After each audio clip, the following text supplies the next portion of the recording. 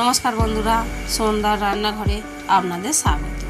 আবারও চলে এসেছি নতুন একটা রেসিপি নিয়ে। আজকে রেসিপি বেগুন আলু ডাঁটা দিয়ে খেসারির ডালের বড়ার তরকারি। দেখুন, এখানে আমি 3টে আলু খোসা ছাড়িয়ে লম্বা লম্বা করে কেটে নিয়েছি, 2টো বেগুন লম্বা লম্বা করে কেটে নিয়েছি, 250 ডাঁটা লম্বা লম্বা করে কেটে নিয়েছি। সবগুলো কেটে ভালো করে ধুয়ে নিয়েছি। দেখুন, এখানে নিয়েছি 2টো বড় সাইজের পেঁয়াজ সরু সরু করে কেটে নিয়েছি, 3টে টমেটো কুচি কুচি করে কেটে নিয়েছি, এখানে আদা রসুন বাটা নিয়েছি আর 3টে কাঁচা লঙ্কা চিড়ে নিয়েছি। দেখুন বন্ধুরা, এখানে আমি 250 খেসারির ডাল নিয়েছি। এবার এর মধ্যে দিয়ে দিচ্ছি জল।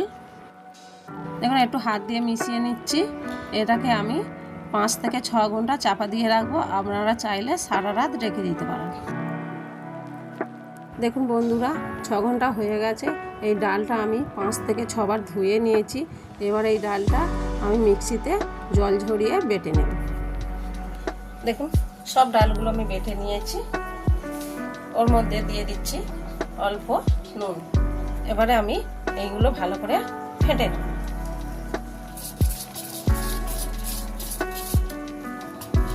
ডালে আগে থাকতে আমি নুন দিয়ে একটু ফেটে রেখেছিলাম। এবারে দিয়ে দিচ্ছি একটু হলুদ, অল্প লঙ্কা গুঁড়ো। এই সবগুলো ভালো করে মেখে নেব।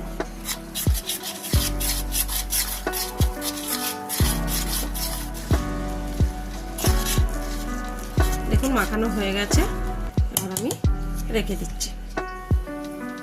দেখুন, এখানে আমি কড়া বসেছি। কড়ার মধ্যে কিছুটা তেল দিয়ে দিচ্ছি। তেল গরম হয়ে গেছে। ওর মধ্যে যে ডালটা ফেটিয়ে রেখেছিলাম ওই ডালের বড়া করে দিয়ে দিচ্ছি। দেখুন, এইভাবে হাত দিয়ে চেপটা করে বড়ার মতন করে ভেজে নেব।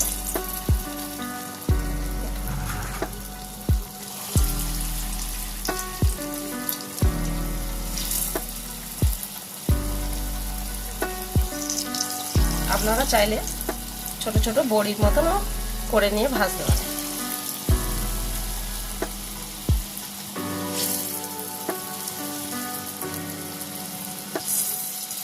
আস্তে আস্তে ভালো করে ভেজে নেব।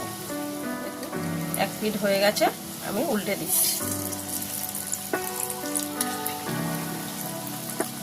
এইভাবে আস্তে আস্তে উল্টে দিতে হবে যাতে না ভেঙে যায়।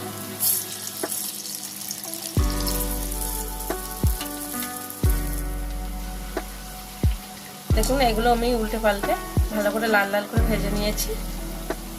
দেখুন, ভাজা হয়ে গেছে, তুলে নিচ্ছি।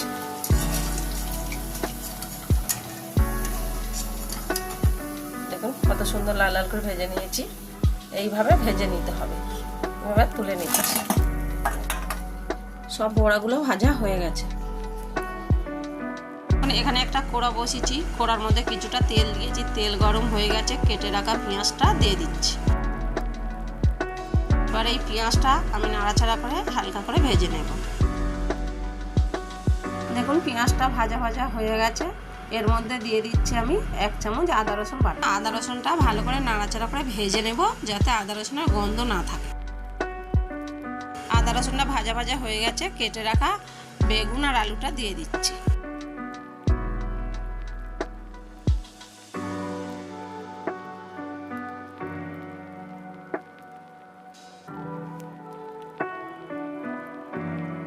আলু বেগুনটা ভালো করে নাড়াচাড়া করে ভেজে নেব।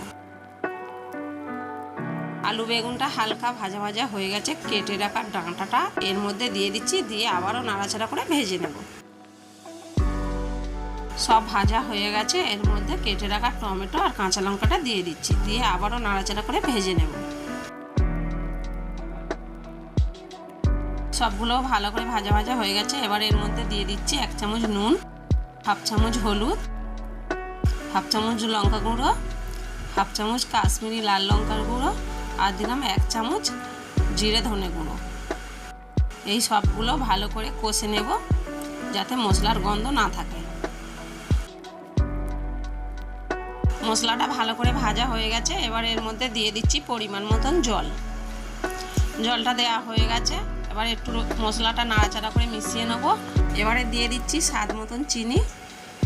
এবারে ঝোলটা আমি ফুটতে দেব। ঝোলটা ফুটে গেছে। আমি চাপা দিয়ে 10 মিনিট ফুটিয়ে নেব।